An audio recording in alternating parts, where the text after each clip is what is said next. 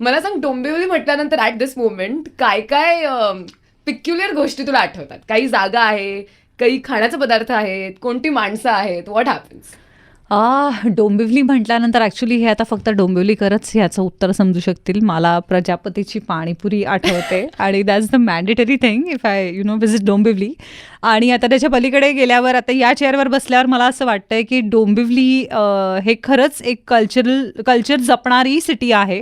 आणि डोंबिवलीमध्ये नाटकाचे प्रयोग असू देत किंवा थिएटरमध्ये लागलेला आपला मराठी सिनेमा असू दे, खूप भरभरून प्रेक्षक त्याला सपोर्ट करतात.